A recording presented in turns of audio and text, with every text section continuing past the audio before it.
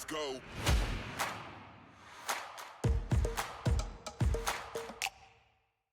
Welcome, everyone, to Zephyr's Adjusted for Risk podcast from the shores of Lake Tahoe.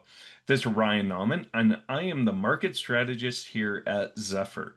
We talk a lot about the great wealth transfer and the aging demographics of this industry and the impact that it has on the industry.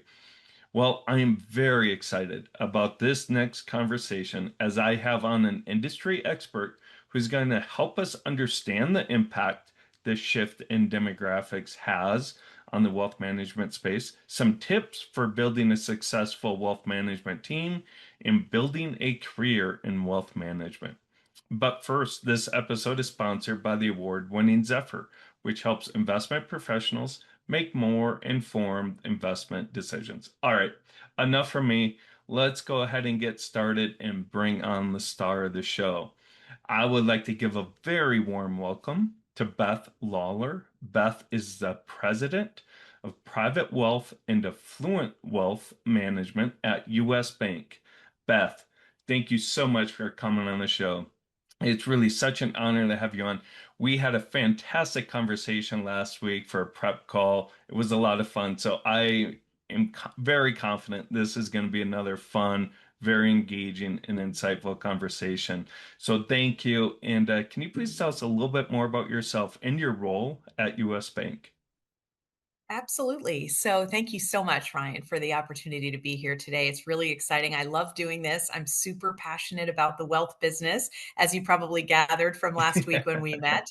I've been doing this just about 30 years, believe it Okay. or not. And it's funny, I've had a variety of roles at some major wealth firms like Morgan Stanley, Merrill Lynch, UBS. And this is really just the role of a lifetime for me to have such influence and such a large span of control.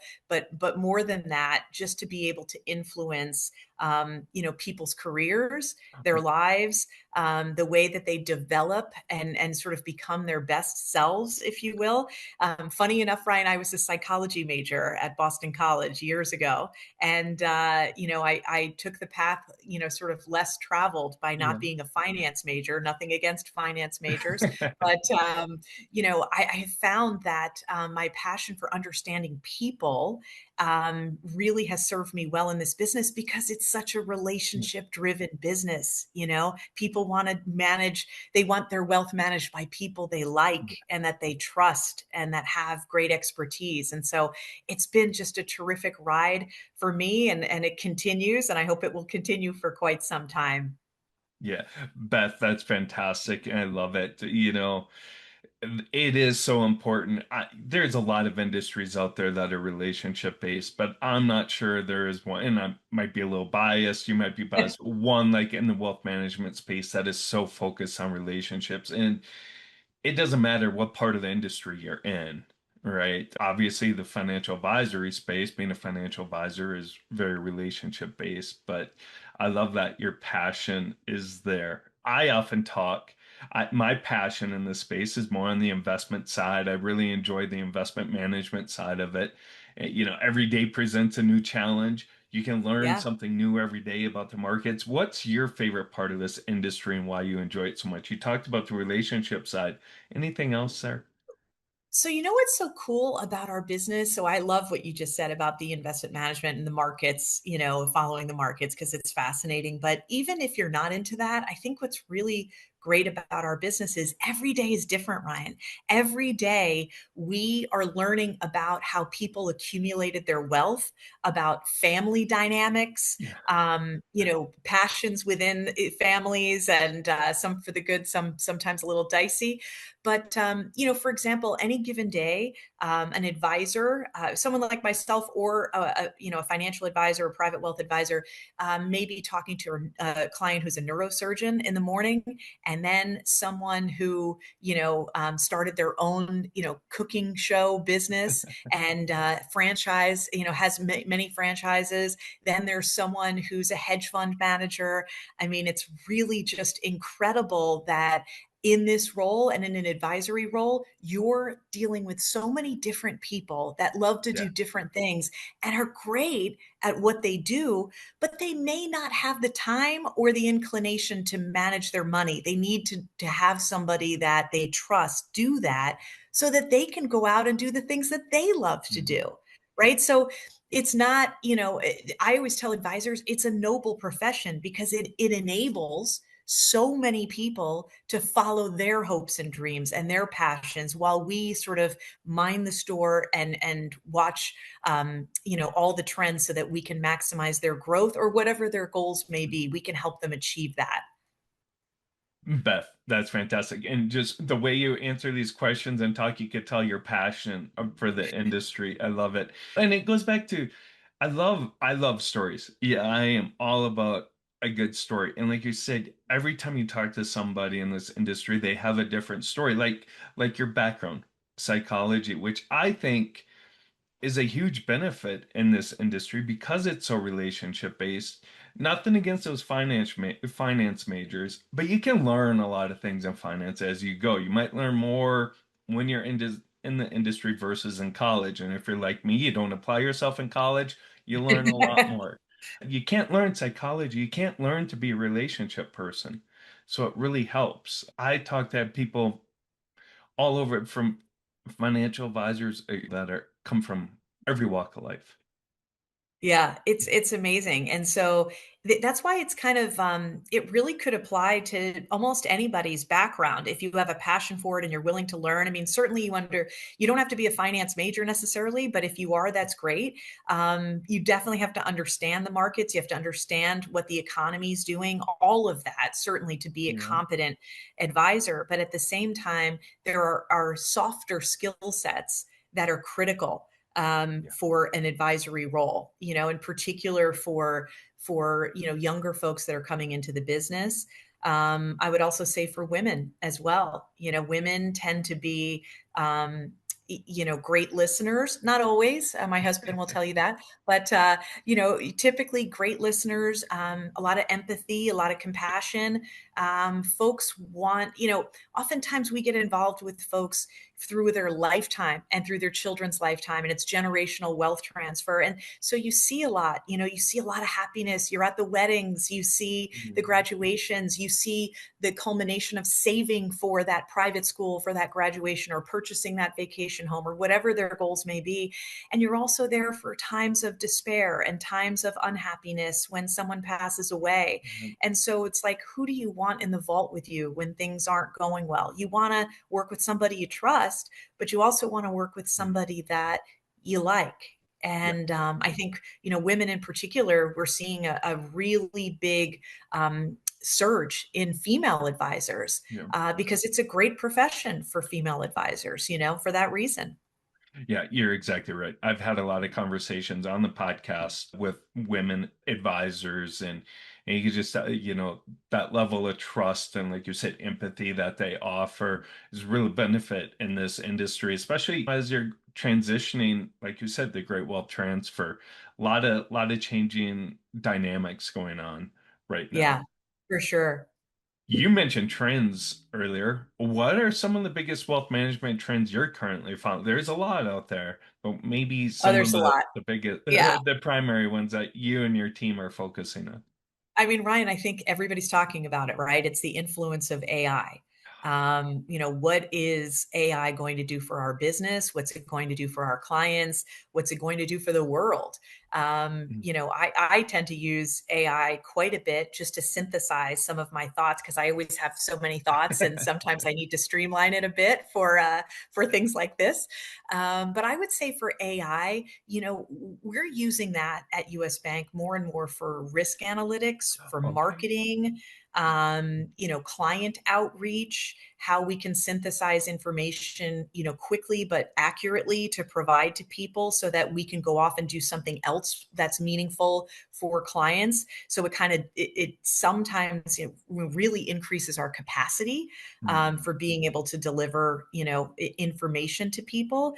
I would say, most wealth firms use it a bit for portfolio analysis as well. But we feel like one of our greatest strengths is our research and our people. And so I don't think AI can ever really replace that. You can look at trends and sort of history and what's gone on in particular sectors or different equity markets, but there's nothing that replaces someone that's kind of overseeing your portfolio. So I would say AI is key. I would say the digital experience is also really important. People really want user-friendly data, applications on mobile phones, being able to, access data at the touch of a hat. If they're watching Monday Night Football laying on their sofa and they want to check their portfolio, they want to just be able to, log onto their phone and do so, not having to go meet with their advisor necessarily. Um, Lastly, I would say probably another top, you know, top trend that I'm seeing is in impact investing. So you see a lot of people that really get excited about what can I be doing with my money to invest Mhm. it and still make money for myself, for my family, but do so in a way that also has a good impact on the world, whether it's Yeah. environmental, women's issues, children's issues, animal advocates, Yeah. whatever it may be that you're passionate about. We see a lot of requests for funds in particular that impact the greater good. So I would say that most people aren't willing to completely sacrifice performance Yeah. for that, but yet they would take a little bit less performance if they knew that it was going to a really good cause type thing. So we see that as well. Beth, that's fantastic. Some great insight. The trend, obviously AI, big one there. I'm really glad you brought up to, I use AI a lot as a single person research team. When I do my content, I'll have an idea. I'll put in some bullet points into our internal AI system and it'll come up with some different ideas, right? And it just makes it so much more efficient. I'm going to use AI after this to edit and stuff like that. So it makes it so much more efficient. But, and you said it, it's like too many people, I think, are too concerned about them losing their jobs. Maybe it might, but it'll evolve. And I think people learn different, I think so. Different way. jobs. There'll Yes. be different things to do. You can go deeper with other subjects if you've got somebody synthesizing your talking points or your data, right? It'll frees up capacity to go do other things. Like for us, we're using AI to free up our advisors to go find new clients that Yeah. we can be helpful to, that we can be, providing more solutions to. For U.S. Bank in particular, one of the things that I always say, I'm in New York, I'm on the East Coast, even though we're a Minneapolis based firm, we're nationally based, but probably lesser known on the East Coast than Midwest or West. So I say, let's use AI to free up time so that we can tell our story and really, impact our brand for more people on the East Coast. So don't always look at AI as, oh, it's taking my job away. It's just allowing you to prioritize differently and do different things with extra capacity. You're exactly correct. I take the viewpoint of it can help make you better, Yeah. right? It's used as an assistant, like you said, and help make your process more efficient. So, like you say, you can go meet with more clients, do more marketing, and so on. And then you also mentioned the digital part of it, the touch of a phone, everything you want right now, Yeah. information 24 hours a day. Do you find for years we say, well, that's the younger generation who grew up in the digital era, that's what they want.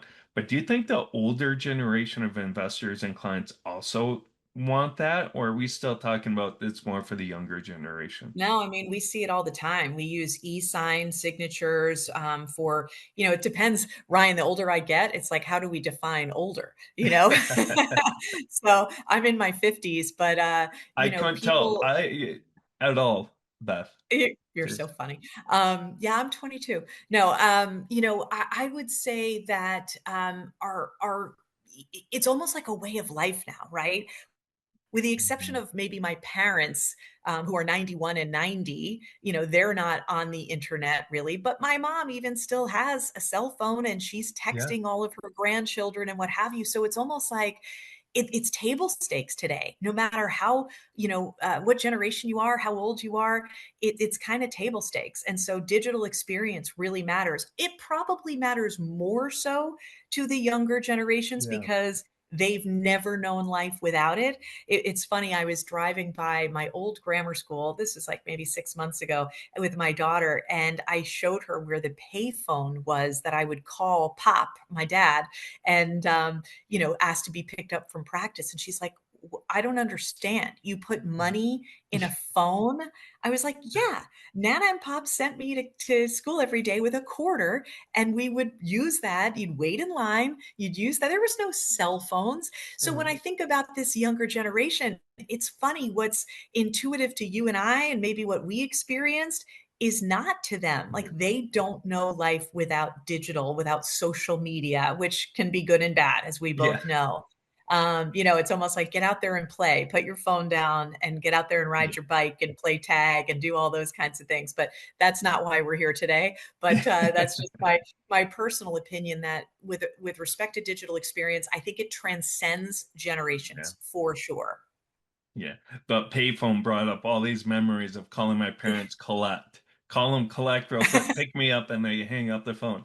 Just yeah, those We did experiences that that trick too. Yeah. yeah, exactly. Let's talk about team building. It's evolving. The space is evolving. Digital experience, AI might impact how you build a team. What is the most important thing to consider, do you think, when building a wealth management team that really so it can help that practice grow and Yeah. achieve your goals? I mean, I think the first thing I think about, Ryan, is, sort of balancing the team, right? So, what kind of skill sets do you have currently today? What kind of expertise do you have on your team today? And what do you need? And what are you looking for? Are you looking for a rainmaker? Are you looking for a planner? Are you looking for an attorney? I find that the highest functioning teams, and this, it's over time, right? You don't get all of these people typically right out of the gate. But the highest functioning teams are ones that have someone that focuses on credit and lending and knows everything about interest rates and how to borrow strategically.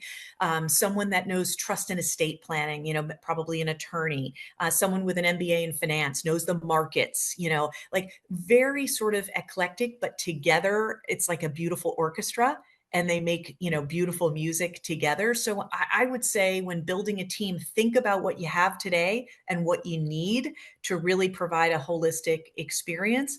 I would also say, Ryan, one of the critical components of building a team is culture. You Yeah. don't want someone, that's on the team that's going to be a bull in a china shop that doesn't morph well with what your team's brand is. You think about, you don't want to necessarily have clones of one another, but you want to have sort of core moral values, a moral Mhm. compass. Um, Folks that believe in the dream that you have and the vision that you have. And, I would say build teams around households, not individuals, right? Because when we think about the great generational wealth transfer, it's really about resonating well with all levels of the generations, Gen 1, Gen 2, Gen 3. And so think about what are your households need, not just one or two individuals.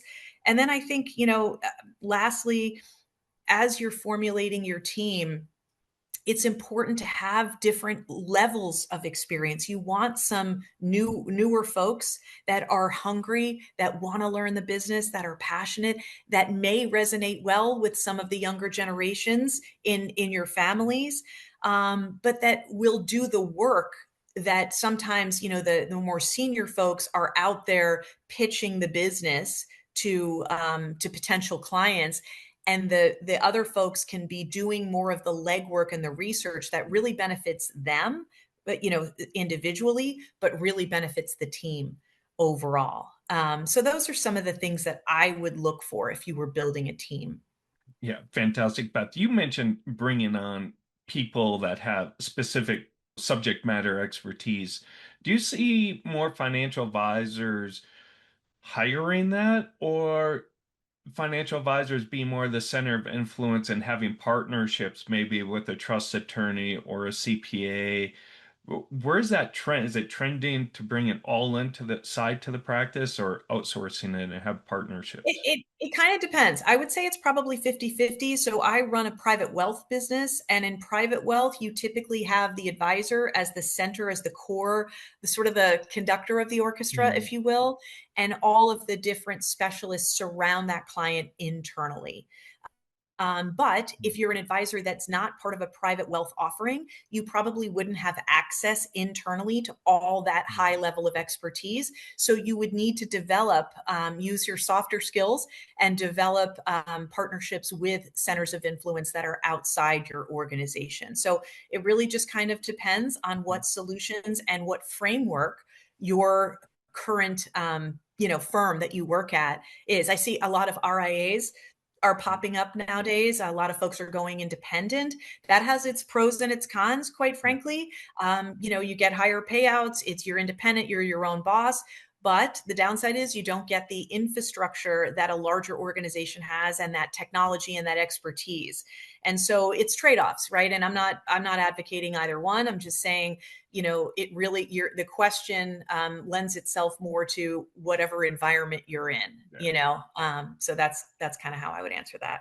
And it goes back to what you said earlier. I'm still trying to figure out what I want to be or when I get older, but like Same. what type of financial advisor do you want to be? Right? Like what do you want to be a captive advisor and have that support already baked in or be more of an entrepreneur Yeah. and boss? So it really goes back to Yeah, some what people type don't of practice. don't like to have a boss, which Yeah. I understand. Some people like to just sort of be entrepreneurial in spirit no matter what they do. And then there are others that really get, it's sort of in my camp, that really get fired up and charged about developing people, being around people, being in the office. Those sort of, I like to say, when you're with a great group of people, those accidental conversations that happen when you're in the office. We could have a long podcast about return to office culture and all of that. Yeah. But those accidental conversations that aren't necessarily scripted, that, okay, at 1 o'clock today, I'm going to have a Teams call and it's going to be with so and so. It's, hey, I went into the lunchroom Yeah. to get a sandwich and I ran into so and he just told me about this awesome meeting that he had and what he learned. Those are the types of things that in a larger organization you're going to benefit from if that's kind of your vibe, right? If that's sort of who you are. I would also say that folks in their 20s and 30s, it's probably better to start there, at least start there in a larger institution, because there's so much for you as a sponge to really learn and absorb, and so much expertise that you don't have yet. Like, you don't even know what you don't know, you know? So most of the independent folks that we see are typically folks that are on the back nine of their career. Not Okay. always, but Yeah. many times, because they've already kind of gone through corporate America, if Yeah. you will, and are looking for more entrepreneurial type opportunities. Yeah, that's really interesting. I've been a work from home employee since COVID, and what you just said about like the water cooler talk and those type of conversations is something I really miss, especially in Yeah, Tahoe. I It's not can like I see can that. go.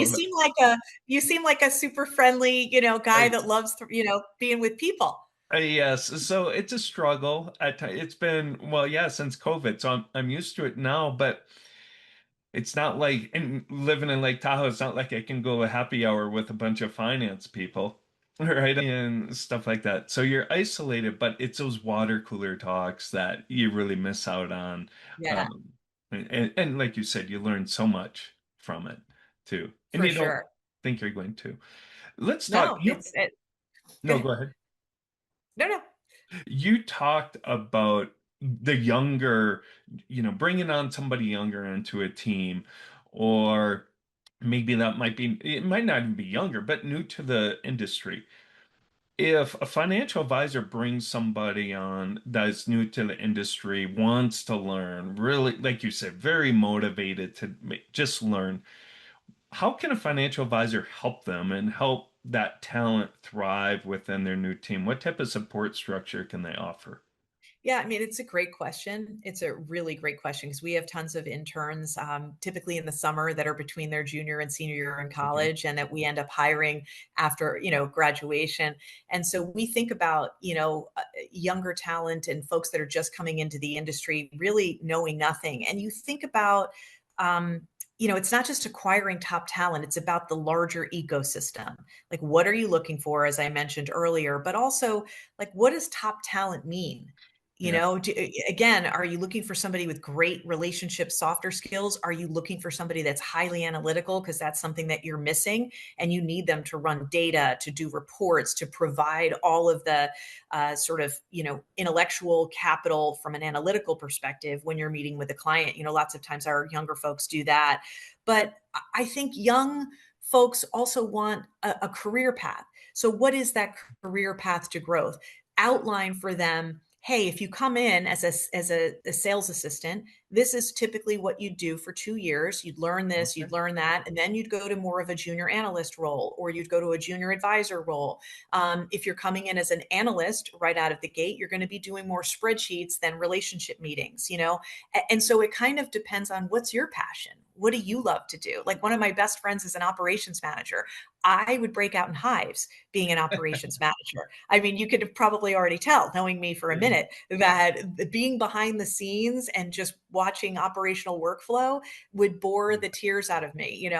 But what a critical function that is and how Yeah. important that is. And some people just love, like, they've always been, kids that love to put puzzles together, right? So we need those folks. And it's a great sort of ecosystem. But I would also say, like, when you're interviewing for your team and when you think about, like, folks that you want to come on, use some behavioral interview styles, right? Because they don't have much experience. They don't have much Yeah. experience to draw on and say, oh, this is what I did here and this is what I did there. Sometimes when I hire people, I love people that have worked in the Dairy Queen, all summer. They go to a great school, they've got a great education. Doesn't have to be from Boston College, but it is a plus. It is. Does But St. Cloud State work? yeah, it'll work, Ryan. I know you're a proud St. Cloud alum. Yeah. Um, but sometimes, like, people that are dealing with other, the general public, the consumer, like the person that's sitting at the Jersey Shore scooping ice cream with lines out at the door every single day, you learn a lot. You learn a Yeah. lot about dealing with people, with pressure, being tired, on your feet all day. How do you handle adversity? Like, tell me that story. That's what I want to hear. So sometimes behavioral interview questions help uncover that. It's great if they've had amazing internships at financial firms, Right. but don't always look to the pedigree as a defining factor of whether or not they're going to be good. I would say cultural fits, and people want to know that they've got a long runway. So map out that runway for them. When you're thinking about hiring people, what does that look like? How do you start, and what's kind of their nirvana? Is it to be an advisor Yeah. someday? Is it to be a leader? Not all great advisors are great leaders, right? Yeah. And vice versa. Sometimes people are so passionate about managing their relationships, they don't want to give that up to be a leader. And sometimes being a leader, I can tell you, is hard. It's you've got every day you're given another task that Yeah. you didn't expect that comes across your desk, and you've got to deal with it. And so you have a little bit less autonomy as a leader Yeah. because your life is not always your own. But that's what I chose, and I'm super passionate about it. So anyway, long story longer, when you're looking for newer talent, just kind of map out and give them that outline of sort of what their career could look like, and that helps with employee retention as well, when they can kind of visualize the dream. Beth, that is such a fantastic tip for those business owner practice in all businesses, right? If it's my first day in the job and am very motivated in this space to grow and learn, to have that runway, to have that career mapped out, you're exactly right. I'm more likely to stay there for 10, 15, my whole Yeah, career if I yeah, know, like, I've got advancement careers. I'm not just going exactly. to be sitting here working on spreadsheets all day, but there's a future for me here. Yeah, and sometimes I think, folks right out of college, and I see it with my own two children. It's like, well, I'm going to do this for a year. I'm going to do that for 2 years. And then I'm going to do that. And it's like, you know what? My dad, 91, has great words of wisdom that when we plan, God laughs. And so I always tell folks that I'm mentoring, accept that your plan may change. Yeah. Your plan may change. It's good to have a plan, always good to have a plan.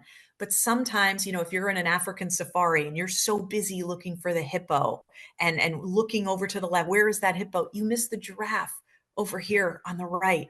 Right. So sometimes opportunities in wealth management are going to come your way that you never thought were possible or interesting.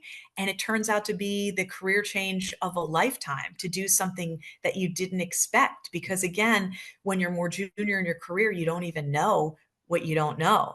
Yeah. And I would say, people say, well, how do you get promoted? You know how you get promoted? You do a really great job in the job that you're in, Yeah. even if you don't love it, because sometimes you don't love it. But do a great job and you will be noticed. Get credentialized early. I Yeah. think about that as well. If you can study for your Series 7, your SIE, your CFP, any of those things, CFA, any of those credentials, I think matter, and they're transferable no matter what firm you go to. And you just to have in life, it's a great education as well. Yeah, I couldn't agree with you more. And I I'm in my 40s and my plan is still changing. So Yeah. it's Yeah. one of the And that's okay. That's a good thing. yeah, exactly, exactly. Beth, real quickly, last thing about women. You mentioned it earlier. More and more women are getting in the industry. So real quick, any tips for women that want to get into the wealth management space? Yeah, I mean, it's a great business for women. We are finding it's interesting in our industry. 70% of attrition in the industry, not US Bank specifically, Yeah. attrition of clients are women that really felt like they never had a voice with their advisors and the husband passes away or their partner passes away or their father passes away and they never felt heard. And so women have a real unique opportunity here. They tend those that attrit tend to go and work with female advisors. So there's a huge demand out there. The great generational wealth transfers we've Yeah. talked about, I think it's $85 trillion transferring in the Every next week it 20 grows. years. I know it's crazy, but find female mentors, find Okay. folks that you respect that are in the industry. Women supporting other women is a big passion of mine. Sometimes I think that women can be, our own worst enemies sometimes because it's like, oh, I went through all of this, like pledging a sorority, so you need to go through it too. Let's all boats rise in a rising tide, right? So let's lift each other up. And as women, like think about firms that you respect and find those networking opportunities with other women that have done it and ask them their advice. Network outside the industry, Yeah. women that have leadership roles elsewhere. Look on LinkedIn. Look at your alumni network of your college and find folks that are interesting that maybe they're a portfolio manager, or maybe they're in a hedge fund, or it Yeah. doesn't have to be wealth management specifically as an advisor, but pick their brain. When you ask for people's time, I always say ask for 15 minutes. Don't ask Yeah. for lunch. Don't ask for breakfast. People are busy and that seems overwhelming. I get these requests all the time. But you know what? When people ask me for 15 minutes, I can spare 15 minutes. Yeah. I can spare 15 minutes to help somebody. And generally, knowing me, it turns into 30 or 45 anyway. So I that's some tips I think for women. That's fantastic. Beth, the whole conversation has been just great insight, tips for everyone, whether you're already in the industry, you're a veteran financial advisor, or starting a, it's been such a fun conversation. Like I said, it's an honor to have you on. I've really enjoyed it. I think our audience will get a lot of information from it too. So thank you. Where can our Absolutely. audience get more information about US Bank, private wealth, and affluent wealth management? Yeah, just go to usbank.com and search by wealth management, and you'll see US Bank Private Wealth Management. You can Google it and you'll find your local office. We have offices all over the country. And even if we don't have one nearby, we can still serve you because we come to where our clients are. We'll go Mhm. anywhere. But I appreciate so much the opportunity. You're such a pleasure to talk to. And anytime you want to catch up on anything, I'm more than happy to talk to you and to your audience as well. So just feel free to reach out, Ryan. Thank you, Beth. Thank you. And I told you before, my foray into the industry, my first job out of college was with US Bank, Piper Jaffray US Bank. So Yes. so I have a soft spot in my heart for US Bank, and it's a great Me firm. too. Well, great. Well, happy first day of fall, everybody. College Yes. football season. Love it. And Eh, thanks again, Ryan. Yes. Appreciate it. Thank you so much, Beth. And thank you, everyone, for listening to this episode of Zephyr's Adjusted for Risk podcast. You can watch all of our other episodes on the Zephyr YouTube channel and on Spotify. Please be sure to remember to like and subscribe to those channels and follow us on LinkedIn. Thank you very much and have a great rest of your week. Bye, everybody. Beth.